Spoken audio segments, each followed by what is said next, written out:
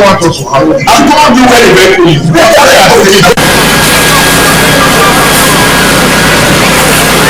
The truck was actually coming from Ring Road. It missed a step.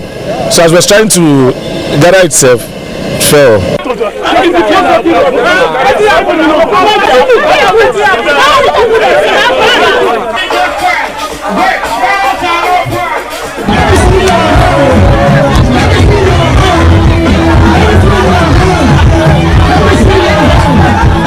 What we are witnessing these days, it is something we can no longer understand. They should stop telling us and promising us all those promises are fake, giving us details of promises are fake. We don't want it anymore.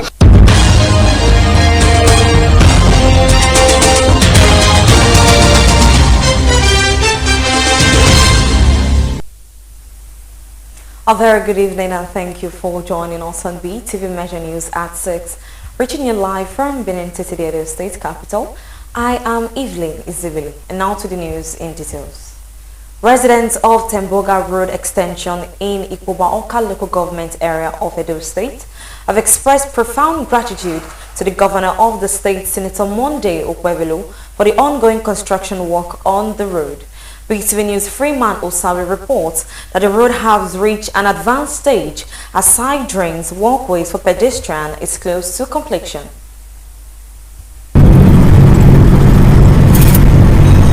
I will still thank the governor for giving us this road. We have suffered a lot. A drive through some section of the Temboga Road in Benin City shows that work has reached advanced stage. Construction engineers are on site working on both sides of the drains, which will collect high volume of water from the road, while the construction of the walkway for pedestrians is also in progress. Some residents of the area expressed profound gratitude to the governor, Senator Monday Okwebelu, for coming to their rescue, especially as the area was before now ravaged with flood. They said since the inception of the construction work, they have had a side of relief because they cannot move freely in the area to do business. Well, first and first, we thank the governor for giving us this road, but the contractor, they are not doing to our satisfactory. The road, and secondly, the road is too small, and the other side of the road about the fourth junction, we don't know what they are doing about it. So that is just the truth of the matter. Yeah, the Lord himself will be praying about it. The Lord made it possible that this road came forth after almost 30 years of waiting. So we want to say thank you to him. But as for the work, the speed is slow. We want it faster than this, because by the time they make it faster, the road will get completed on time, and at least we will enjoy it. The contractor shall the try shall the work go with the way they did do not be only here, they just do some other side they come. Well, Okwebelu is trying the work, as in like this now, even though we not get the erosion issue, and like before, no lights, no road, at least never still that they do and they try. The residents, however, say the contractors are delaying on the project execution and appeal to the state governments to prevail on the contractor to deliver in due time before another rainy season sets in. Surely, because the work normally is very, very slow. The work rate is slow because before the rain started, so they are not really fast with the work. Although they are trying, but they are not fast, and they always go to holidays most often. And now that we are on August break, is when they're supposed to stay hasting up to do some some job, but they are not actually very fast with the job. Immediately the rain starts in now, you cannot go in, cannot go out. So they should do the job, come to the satisfactory. Residents who have shown gratitude to Governor Monday Okwebelu are also hoping for a quick completion of the road. Freeman Osawe reporting for BeeTv News. The Edo State House of Assembly on Wednesday confirmed 8 nominees as commissioner in Edo State. BeeTv News State House correspondent Osari Giawibo reports that the confirmation follows the adoption of the House Committee on Rules, Business and Government House report on the screening of the 8 commissioner nominees, recommending them for clearance and citing their competence and vast experience which deems them qualified to join the governor in moving the state forward.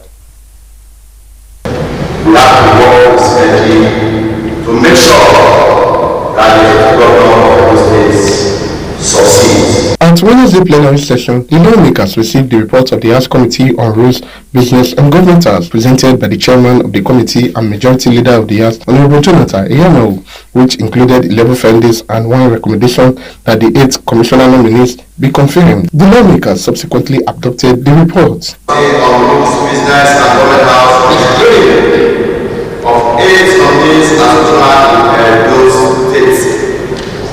The 8 commissioner nominees are Honorable Musa Adams, Honorable Yakubu Osirimewa, Honorable Felix Akaboy, Engineer Professor Omodion Iponsa, Oyeme Engineer Eugenia Abdallah, Honorable Godwin Esheshi, and Prince Kasim Afebwa were ushered into the chamber. Among them, Honorable Godwin Esheshi, a former member of the House of Assembly, was accorded legislative privileges as he took a bow and left.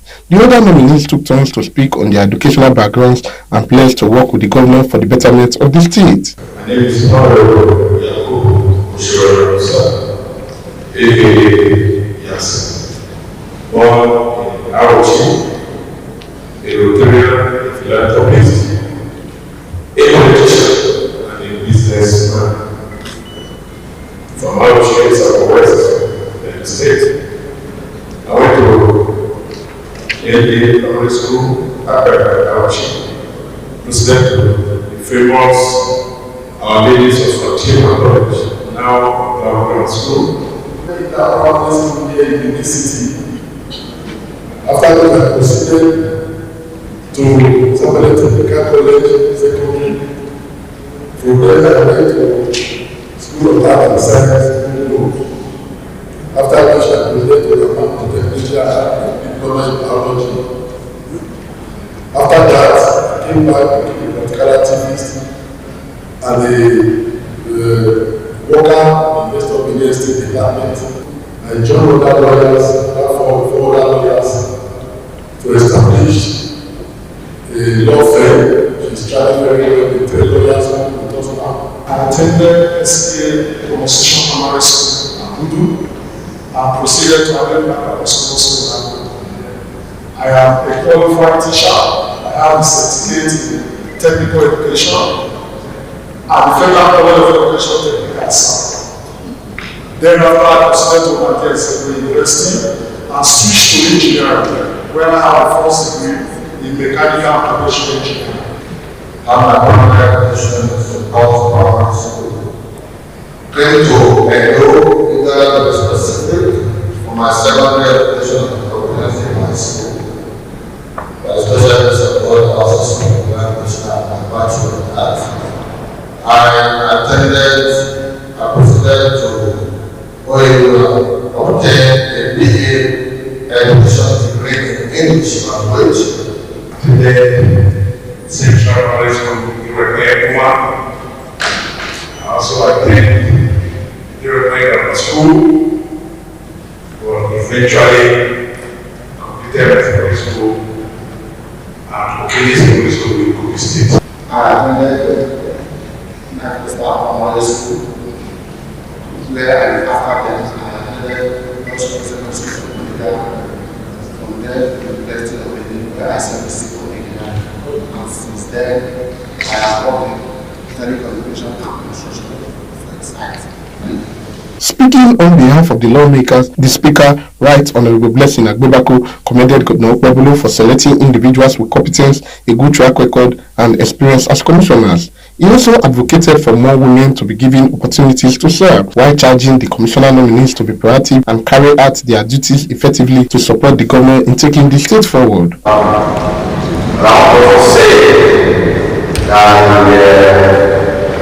Enlisted Vice Presidency, the 2 senators of the and I also know that the governor has also been there his whole capacity.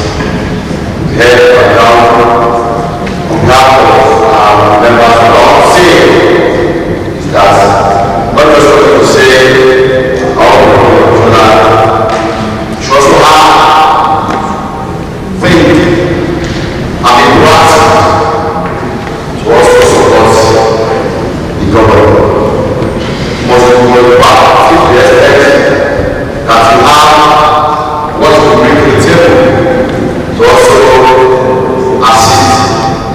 the state government. Please, I'm happy to you that wherever you follow you today, please endeavor to put in your best. With the confirmation of the 8th commissioner nominees by the Edo State House of Assembly, it is now awaiting the assignment of various portfolios to them by Governor Monday Okpebolo Osarogie Agwebo, reporting for BeeTv News. The Edo State Traffic Management Agency have been commended by residents of Edo State in the effective management of vehicular traffic on major roads across the state. BeeTv News Freeman Osawe in this report takes a look at the efforts by the State Management Traffic Agency in ensuring there is free flow of vehicular movements in the state.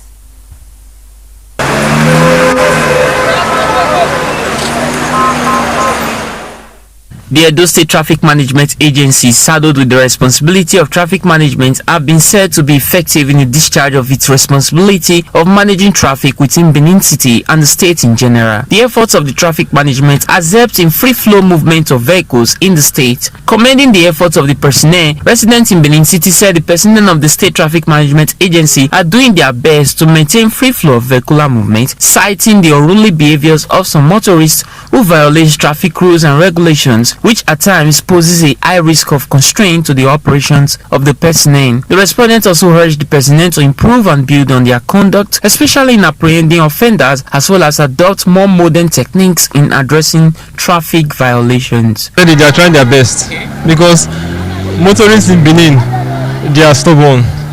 They are trying their best. You will see a station whereby just because of a little hold up in this way, everybody will not begin to follow one way, and that one way have caused so many deaths, mostly in major roads like Sapele Road, even in Ugbo and the rest. So they are trying their best. I won't deny they are trying their best. So far they are doing well. At least there's a lift up from the previous. Just that they need to step up a little bit. I would call them fair, because the traffic situation is still chaotic, very chaotic, because drivers want to obey traffic rules, and sometimes you see these traffic officers, they are helpless.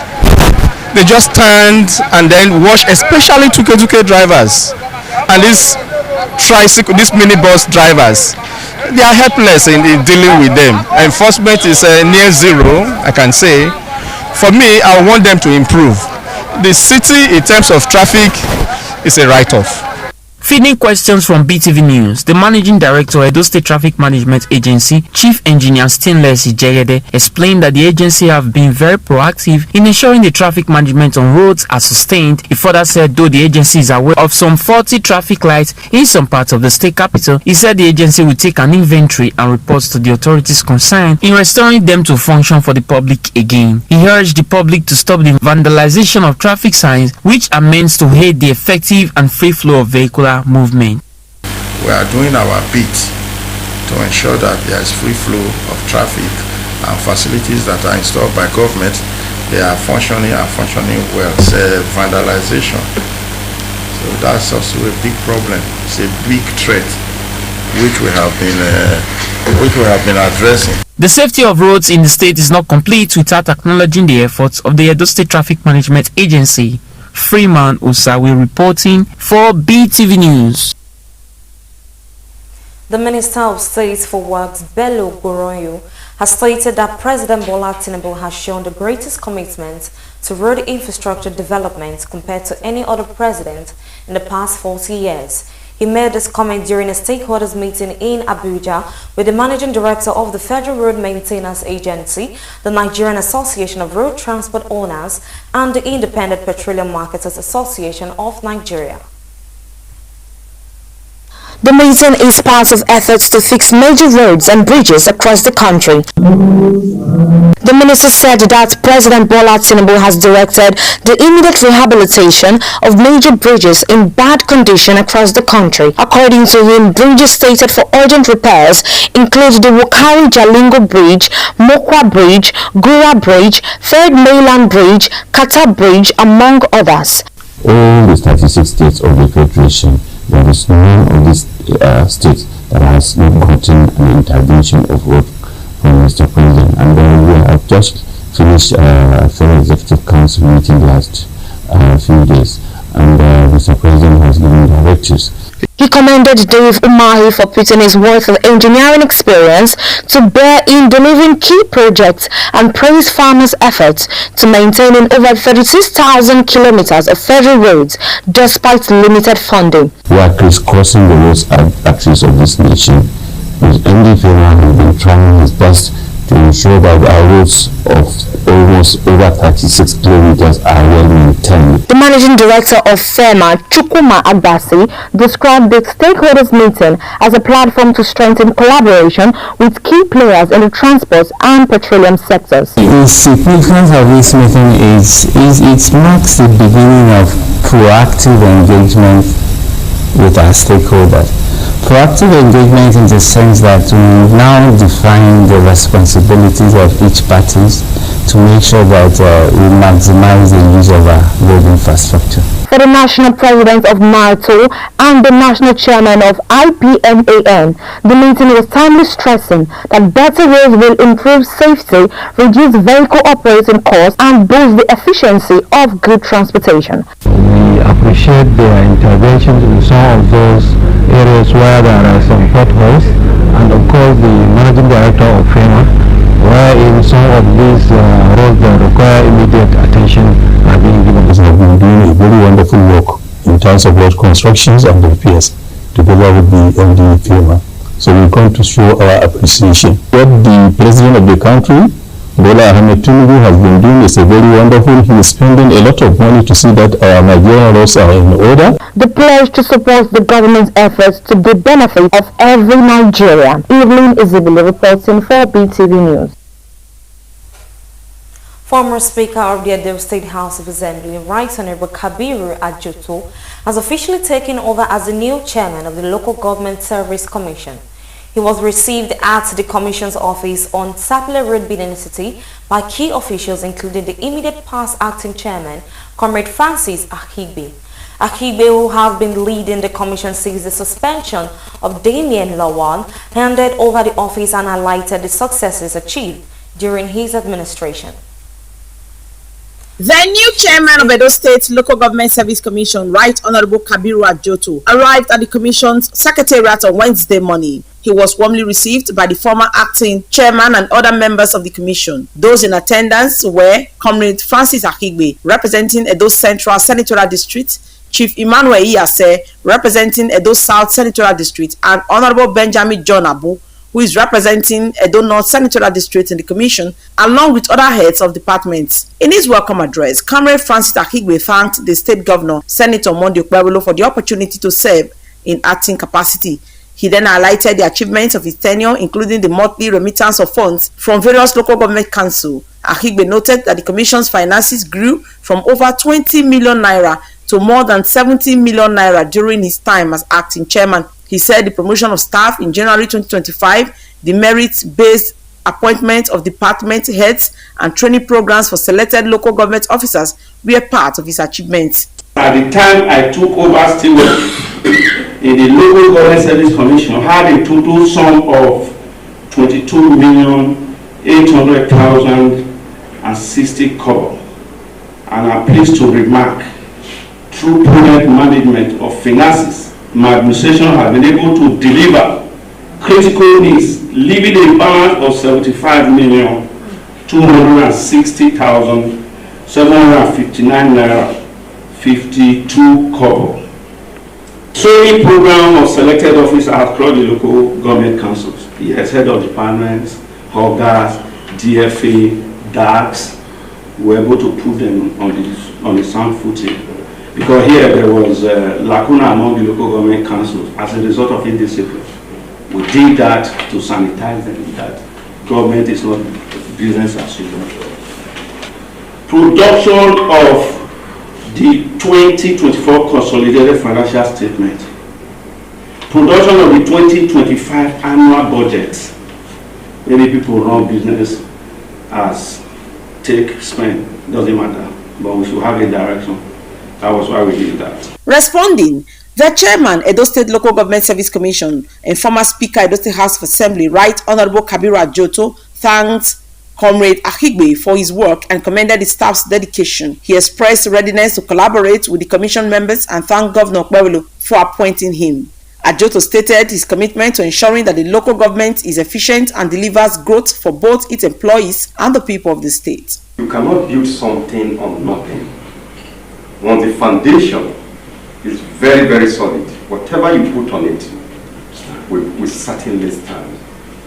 That is why the governor of Edo State today, Senator Monday Okpebholo, because of his desire to get everything right for the benefit of Edo people, he wants to make sure the local government system is solid, progressive, efficient, and to a very large extent deliver the goods both to the workers and the people of Edo State. High point of the brief ceremony was the formal handing over of documents to the new chairman. In an interview, Right Honorable Kabiru Ajoto and Comrade Francis Ahigbe expressed gratitude for the appointment. Ahigbe praised Ajoto as a man of integrity, resilience, and commitment to improving the Local Government Service Commission. Edo Local Government Service Commission is bright, it's going to be the best, and by God's grace, Edo people will be very happy having this particular generation of members to preside over the Local Government Service Commission. Edo people should expect nothing but the best. The local government system will be transformed, will be restructured, workers' welfare will not be taken for granted, everything good will now be associated with this commission. My joy is that the present chairman is a man that we've known before now. He's very blunt, he does not pretend, and with him I know we are getting higher. The little I was able to do, I know he will skyrocket it. Just as he said, Edo State Local Government Service Commission will be better. Right Honorable Kabiru Ajoto has now officially taken over office as chairman of the Local Government Service Commission following the suspension of the former chairman, Damian Lawani. Best Orator reporting for BeeTv News. Nigeria is set to leverage the Tokyo International Conference on African Development to advance diplomatic and economic relations with Japan and African partners. Yusuf Tunga spoke to State House correspondents ahead of Nigeria's first participation in the conference. He explained that under President Tinubu's leadership, Nigeria will strengthen partnership across Africa and foster economic diversification. Engagements in the power sector. There's a transmission project going on in Nigeria being supported by this organ. There is also quite a bit of trade that is going on with regards to agricultural commodities such as shea butter. Of course, some of it is even being processed in Nigeria. And then you also have cassava, and we're looking to expand to what we refer to as acha. I can't remember the English word for acha, but there's a high demand of it here in Japan. And of course, Nigeria exports huge amounts of hydrocarbons to Japan. The U.S. State Department has revoked over 6,000 international student visas due to violation of U.S. laws, both domestically and abroad. According to the agency, the majority of these violations involved assaults, driving under the influence, burglary, and support for terrorism. The move comes as President Trump's administration continues its crackdown on immigration and international students.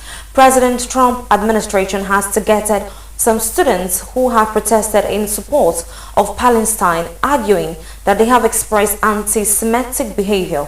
Of the 6,000 student visas that were revoked, the State Department says about 4,000 of those were revoked because visitors broke the law.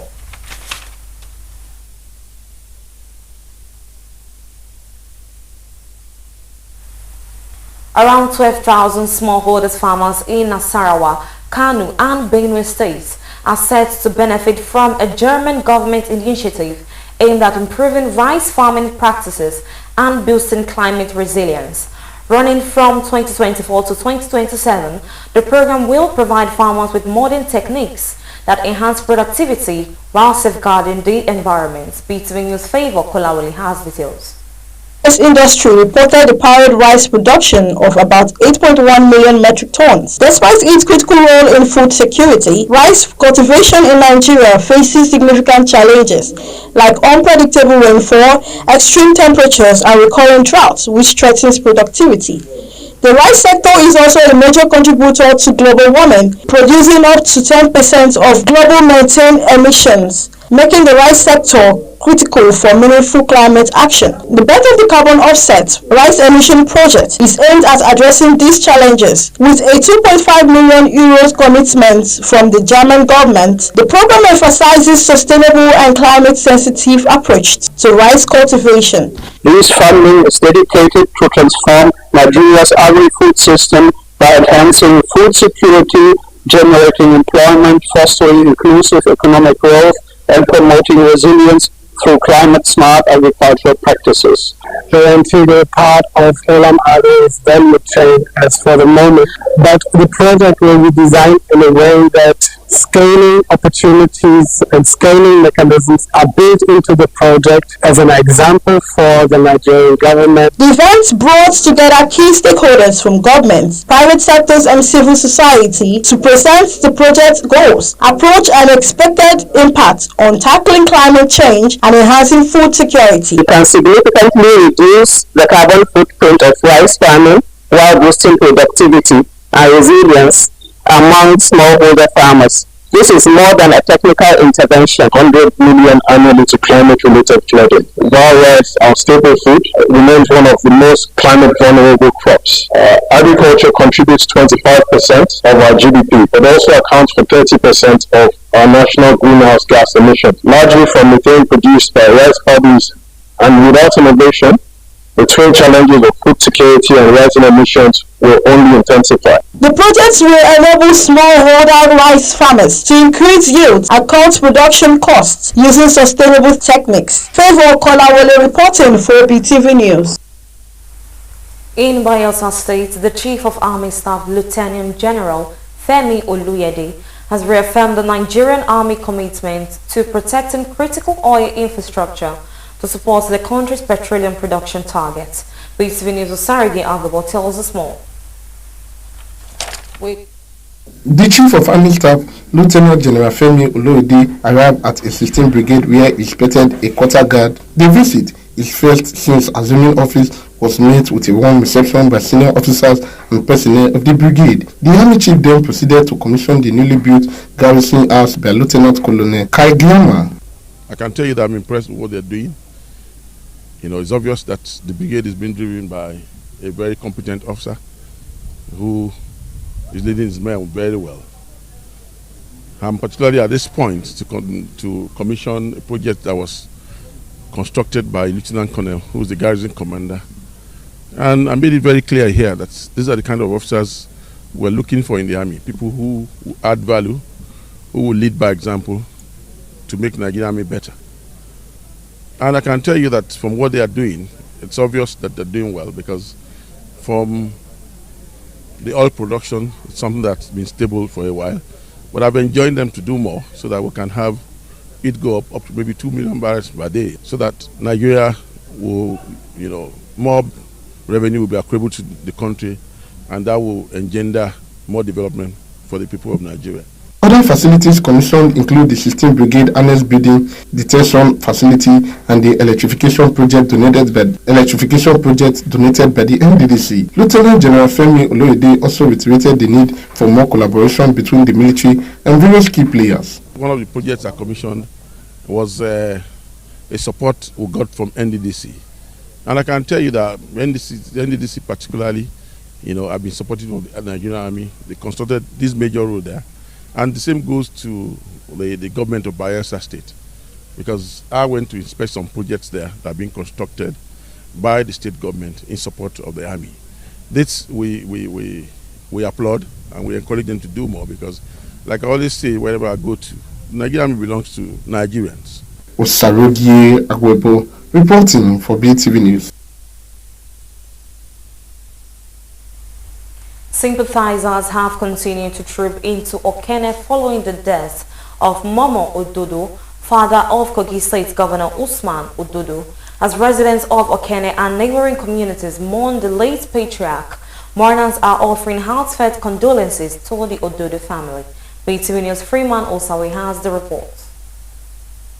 It was a solemn atmosphere of Pugoro, Kenya local government area as the funeral prayer for Alhaji Ahmed Momosani, father of Kogi State Governor Usman Ododo, was held. The late Ahmed Momosani, who died at the age of 83 following a brief illness, was laid to rest according to Islamic rites, with prayers led by the chief imam of Ukene Central Mosque, Saliu Abere. Muslim faithful, family members and well-wishers gathered to pay their last respect and to pray for the repose of his soul. Government officials, traditional rulers and other dignitaries described the late patriarch as a distinguished community leader whose legacy remains indelible. When you reflect and see the memory of the past, it will be sad. But the good thing is that he left at a ripe age. And not only that, he left behind a good legacy. This is worth celebrating. The man until death believed in unity of Ibira people, and he continued to preach unity and peace among all Ibira sons and daughters. As condolences continue to pour in for the Ododo family, the people of Ukene bid farewell to a man many regarded as a father to the community and beyond. Freeman Usawa reporting for BeeTv News. The Federal High Court has ordered the temporary freezing of 4 banks' accounts linked to the former group Chief Executive Officer of the NNPC Limited, Mele Kwari, over allegations of fraud. Justice Emeka Wente made the order after the Economic and Financial Crime Commission moved an expert motion to that effect. The commission told the court that investigations were still ongoing and that it would need some time to conclude its findings. Justice therefore held that the application was meritorious and accordingly granted. The commission in its expert application alleged that the accounts belonging to Mr. Kwari, who is currently being investigated in a case involving conspiracy, abuse of office and money laundering. The judge adjourned the matter until the 23rd of September for a report.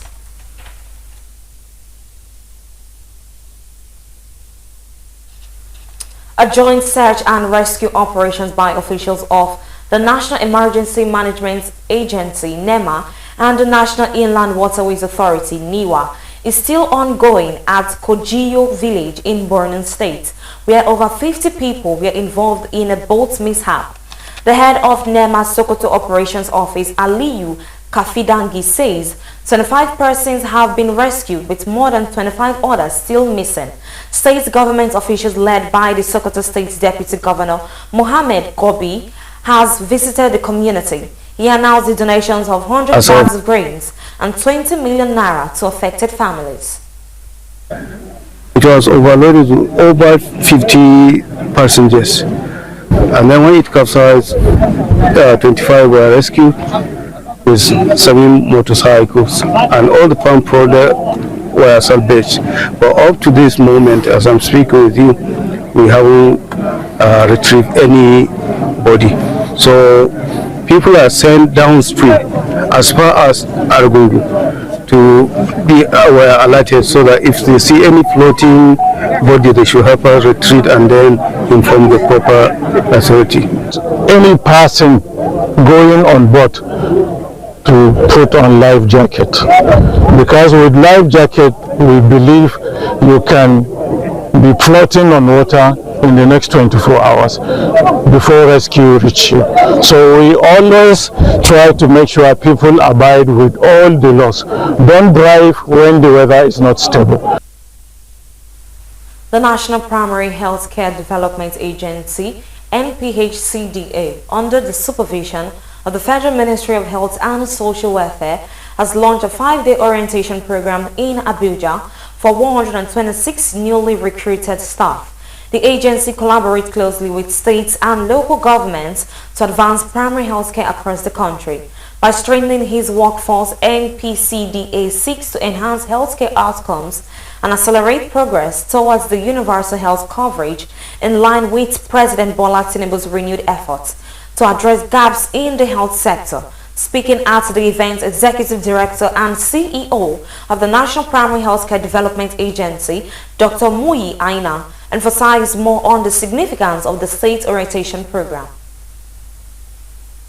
When every state, from every locality, 126 young, vibrant people who will inject new energy and new ideas into the way we're doing things and succeed some of the retiring workforce. So to do that, you have to equip them as well. We have the workforce. Ideas are not enough if you don't have the people to actually go there and implement them. So many of these people will be deployed to our headquarters. Many of them will be deployed to any one of our 6 zonal sub-headquarters.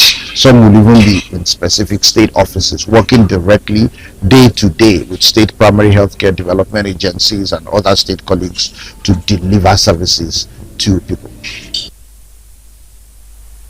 There is a growing call for a strong technology governance framework in Nigeria as experts warn about potential threats to the country's democratic processes and human rights. This concern was a central theme at a memorial lecture in Lagos, where leaders emphasized the importance of balancing rapid technological innovation with civic responsibility. The conversation on balancing technology, innovation, and civic responsibility was at the forefront of the 12th Professor Adumbo Chulo Memorial Lecture held at the University of Lagos. The keystone speaker warned that without proper governance, technology could pose significant risk to the credibility of elections and fundamental human rights. As Nigeria continues to harness the benefit of technology, it also imposes a solemn responsibility of ethical and sustainable practices that respect human rights and commitment to the public good. Responsible use of technology means protecting personal data, safeguarding the populace from harmful content, and preventing its exploitation for fraud, insecurity, subversion, and instability. There is need for regulatory framework, therefore, with a view to guiding the way of utilization of technological innovations and deriving maximum value. But the potential for good remains immense. The Vice-Chancellor of the University, Professor Paul Shadola, argued that technology is a powerful tool for democratizing access to knowledge and strengthening governance. It's a place where you can easily align and you can easily upgrade. It has opened new vistas in terms of our ability to have access to knowledge. So it has democratized knowledge. But with it comes responsibility, because it has also allowed us unfettered access to slander. We have learned it has allowed us to bring down people. It has allowed and opened ways for us to beat the system in terms of fraud and so on. It is an intellectual and moral compass, a platform for dialogue, for exchange of ideas, and for recommitting ourselves to the values that our great Professor Sofuloe stood for. The lecture served not only as a tribute, but a crucial platform for shaping Nigeria's digital future responsibly. Evelyn Isabella reporting for BeeTv News.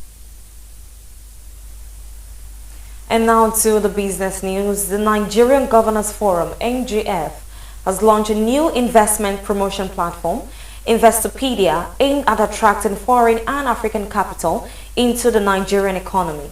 The platform was introduced at an event in Abuja with a focus on unlocking capital, accelerating infrastructure development, creating jobs, and driving inclusive economic growth across all 36 states. Legend BeeTv News Esohe Osewinge for details and more from Business World. Investopedia will function as a biannual publication in both print and digital format, showcasing major investment-ready projects across various sectors. It will provide detailed analysis, investment incentives, and market insight to serve as a one-stop resource for potential investors. The publication will be presented at international events such as the UN General Assembly, the Intra-African Trade Fair, and the Africa Investment Forum. Foreign direct investment inflows into Nigeria have averaged only $2 billion annually over the past decade, representing less than 0.5% of GDP. Most of this investment has been concentrated in oil and gas, telecommunications, real estate, and agriculture. Investopedia will help centralize and streamline investor engagement processes, offering transparency, credible project pipelines, and institutional oversight to support large-scale investment. The Nigerian Customs Service and the Nigerian Shippers Council have initiated high-level consultation to resolve operational issues related to the rollout of the Unified Custom Management System known as BeeTv. Further consultation with shipping lines and terminal operators are planned to ensure the alignment of operational system and reduce friction during the transition. The NCS has called on industry stakeholders to continue supporting the system, provide constructive feedback, and engage in ongoing collaboration to build an efficient and technology-driven trade ecosystem. The International Finance Cooperation has partnered with First City Monument Bank to launch the Goldman Sachs 10,000 Women Initiative in Nigeria. The program provides business education to women entrepreneurs through an online platform developed by Goldman Sachs and delivered by the University of Leeds. This partnership builds on FCMB's existing She Ventures program, which has empowered women entrepreneurs by providing over 800 million naira in zero-interest loans and offering mentorship and training over the past 5 years. Applications for the 10,000 Women program opened on August 1st, 2025 and will close on August 31st, 2025. The initiative aligns with FCMB's broader agenda of promoting gender equality, supporting SMEs, and fostering sustainable development through enhanced entrepreneurial capacity. The telecommunications sector in Nigeria has endorsed the rebranding of 9Mobile to T2, describing it as a significant step towards improving industry perception and investor confidence. The announcement was made by the Association of Licensed Telecom Companies of Nigeria, ALTON, representing the collective interest of licensed operators. The rebranding coincided with the unveiling of Nigeria's first digital museum, spearheaded by IHS Towers, highlighting the sector's contribution to national development through digital innovation and cultural preservation. The association reaffirmed its commitment to national development and called for public support in safeguarding telecom infrastructure to ensure continued sector growth. And that is where we close the curtains on the business news segment for tonight. I am Soher Osemeki, reporting for BeeTv News. And now let's look into the global scenes, where the Kremlin has downloaded the possibility of an imminent meeting between Vladimir Putin and Volodymyr Zelensky, even as Donald Trump urges direct talk to resolve the war in Ukraine. Also, U.S. strike deportation deals with Honduras and Uganda. BeeTv News correspondent Harmony Agbafo has more on this and more from the global scenes. The Kremlin has dismissed talk of an imminent summit between Vladimir Putin and Volodymyr Zelensky, despite Donald Trump's push for direct talks to end the war in Ukraine. Trump, who recently met both leaders, suggested they meet first without him and now calls for a permanent peace deal with security guarantees for Kyiv. While Putin signaled openness, Russian officials insist on lengthy preparations, and Kyiv rejected the idea of talks in Moscow. European leaders working with the US on the reassurance force remain skeptical of Putin's intentions, with figures like Emmanuel Macron and Finland's Alexander Stubb doubting Russia's readiness for genuine peace. The US has reached deportation deals with Honduras and Uganda as part of Donald Trump's immigration crackdown, allowing non-citizen migrants denied asylum to be sent there. Uganda will accept some African and Asian migrants without criminal records, while Honduras has agreed to take several hundred Spanish-speaking deportees over 2 years. Similar agreements have been made with Paraguay, Rwanda, Panama, and Costa Rica, despite concerns over human rights abuses and risk of migrants being sent to unsafe countries. The policy has drawn criticism from campaigners, UN experts, and dissenting Supreme Court justices, but remains central to Trump's second-term deportation agenda. South Africa's Sports Minister Gayton McKenzie is under fire after old posts surfaced of him using the apartheid-era K-word to describe black people. The Human Rights Commission has demanded he delete the post and apologize, but McKenzie insists he identifies as both black and colored and was part of the anti-apartheid struggle. The row has reignited debate about racial identity, colored community marginalization, and South Africa's unresolved divisions from apartheid, raising questions over whether President Cyril Ramaphosa will keep him in government. Human Rights Watch says M23 rebels killed at least 140 people, possibly more than 300, in eastern DR Congo last month, in one of their worst atrocities since 2021. Witnesses describe massacres near Virunga National Park where civilians, including women and children, were slaughtered, with bodies buried in fields or dumped in rivers. Backed by UN findings, the report accuses Rwanda's army of supporting M23, a claim Kigali denies, as the group abandoned peace talks despite a recent ceasefire deal. And that is all from the global scenes. Harmony Agbafo reporting for BeeTv News.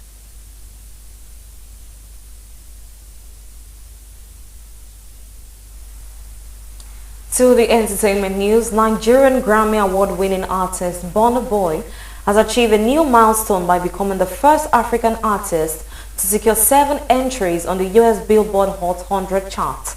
Legend BeeTv News God gives Omane for details and more from the entertainment world. His latest entry, a collaboration with American rapper Gunna titled WGFT, debuted at number 96 on the charts, bringing his total Billboard Hot 100 entries to 7. The song is featured on Gunna's newly released album, The Last One. Burna Boy also became the first African artist to chart on the Billboard Hot 100 in 5 consecutive years, from 2021 to 2025. He made his debut on the chart in 2021 with Loved by You, a collaboration with Justin Bieber, and achieved his first solo entry in 2022 with Last Last, which peaked at number 44. In addition to his Billboard success, Burna Boy holds the record for the most entries by an African artist on both the UK single chart, 26 entries, and the Canadian Hot 100, 11 entries. Nigerian singer and Malian music executive Naira Marley has publicly denied involvement in the death of former signee Mohbad following widespread accusation and social media backlash. According to his statement, Naira Marley claimed he was outside the country at the time of Mohbad's death in September 2023 and described the event as a shock. He provided information indicating he had passport stamps and other materials to prove his absence from Nigeria during the period. He acknowledged the various videos from past incidents involving Mohbad, including those related to NDLEA and altercations with associates, is surfaced following the singer's death. However, he insisted that these incidents were unrelated to actual cause of the death and accused unnamed individuals of using paid media campaigns to manipulate public perceptions against him.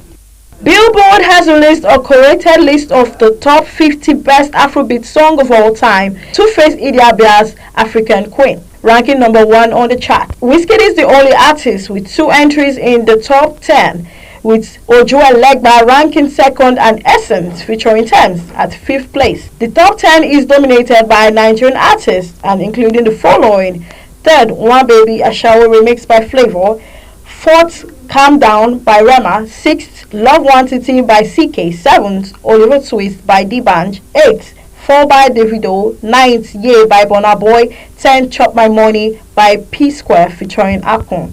Another notable ranking include 11th, Olufumi by Star Plus; 12th, Bongaso by Nice; 13th, Do Me by P Square; 14th, Damiduro by Davido; 15th, Johnny by Yemi Alade, highest ranking female lead; 17th, Bumper to Bumper by Wande Cole; 18th, Azonto by Fuse ODG. The list recognizes the global impact of Afrobeat and celebrates its pioneer and contemporary influences. Popular social media personality John Crawler, known by his online moniker King Beard, has died at the age of 47. The news of his death was confirmed by his former podcast co-host Anthony Caruso through a GoFundMe page initially set up to support Crawler's medical expenses. Crawler had been admitted to the intensive care unit in Mississippi, USA due to serious breathing complications. Prior updates on the GoFundMe page indicated that Crawler had been placed on a ventilator and underwent a medical procedure involving a chest tube. He reportedly had no medical insurance and his health condition was described as unsustainable. I am Favour Kolawole reporting for BeeTv News. And lastly, on today's headlines, Jannik Sinner has been forced to withdraw from the mixed doubles competition at the Olympics due to illness, with an US Open on the horizon. Jannik Sinner, who was racing against the clock to be ready for the US Open after pulling out of the mixed doubles event, the Italian sensation was set to partner with Katerina Siniakova, but was compelled to withdraw due to sickness. The reports. This development came just one day after he abandoned the Cincinnati Open final after merely 20 minutes, handing Carlos Alcaraz the title. The situation leaves Sinner scrambling to recuperate in time for the US Open singles competition, which kicks off this weekend. He holds the defending champion status, having defeated Taylor Fritz in the last year's championship match. The tennis ace will be eager to defend his title, but must be in peak physical form to maximize his chance of victory. Bouchard proceeded to outline multiple strategies Sinner could employ to maximize his recovery, encompassing rest, proper hydration, and progressive training alongside stress management methods like visualization and mindfulness practice. FIFA President Gianni Infantino has condemned 2 incidents of alleged racist abuse that marred DFB poker matches in Germany, calling them unacceptable as police investigations continue. The first incident occurred during a skills game against Lokomotiv Leipzig when winger Christopher Antwayaji reported being subjected to racist abuse. After alerting officials, the Ghana international was continuously whistled by sections of the crowd. In a separate match, a Kinsa Cloten substitute was allegedly racially abused while warming up during the team style at RSV Intranch, according to the club's coach. Although the player's name was not revealed, fans and security staff quickly identified the perpetrator, and both sets of supporters joined chants of Nazis out. Victor Osimhen is reportedly helping his club Galatasaray recruit one star from Manchester City. Galatasaray transformative summer is expected to continue as they chase some of Europe's top talents to compete on all fronts. The Turkish side wrap up the record transfer of Osimhen a fortnight ago, and the striker is now reportedly helping the club recruit their top defensive target. Osimhen personally phoned Manchester City defender Manuel Akanji to encourage him to make the switch to Istanbul. Asisa Toshoala has been a key figure in Super Falcons squad since making a debut over a decade ago. Super Falcons star Asisa Toshoala has responded to her critics who had spread rumors of her retirement from the national team. Oshoala has been a Super Falcons top player since she made her debut in 2013, but has been forced to take a backseat in the last 2 years due to the arrival of new talent. At the just concluded WAFCON, which the Super Falcons won, Oshoala had a bit part role, watching from the bench for most of the tournament. And that's it on Sport News. Thanks for watching. Freeman Usawa reporting for BeeTv News. And that is the size of our news package for tonight. Many thanks for joining us on BeeTv Major News. I am Evelyn Izibeli. Thank you and have a good night.